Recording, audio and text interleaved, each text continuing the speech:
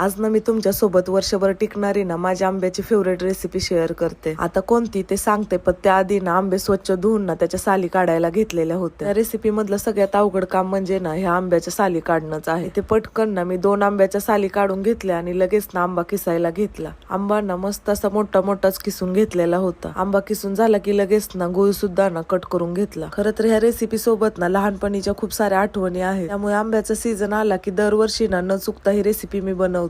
आता कढई तापली की त्याच्यामध्ये ना हा किसलेला किस सगळा टाकून घेतला आणि मंद आचेवर ना चांगला त्याला परतून घेतला. अरे सॉरी, रेसिपीचं नाव तर सांगायचं राहिलंच की. तसं तुम्हाला हिंट थोडीफार आलेच असेल. तर मी बनवत आहे गुळांबा. कोणी बोलतं मुरंबा, काय का असं. आपण ही रेसिपी ना काचेच्या भरणीमध्ये 1 वर्षभर टिकवून ठेवू शकतो. मागच्या वर्षी काय मी बनवली नव्हती, पण ह्या वर्षी ना जास्त प्रमाणामध्ये बनवून ना स्टोअर करून ठेवायचा विचार चाललाय. म्हणजे कसं आंबा खाण्यासाठी वर्षभर वाट बघावी नाही लागणार ना. जेव्हा इच्छा झाली तेव्हा खाता येईल. तसा हा मुरंबा बनवायला काय अवघड नाही. फक्त आपल्याला गुळामध्ये ना याला शिजवून घ्यायचं वेलची टाकून. मस्त असा ना ट्रान्सपरंट तयार होतो हा मुरंबा. आणि तुम्हाला आंब्याची कोणती रेसिपी आवडते ना ते नक्की कमेंट मध्ये सांगा.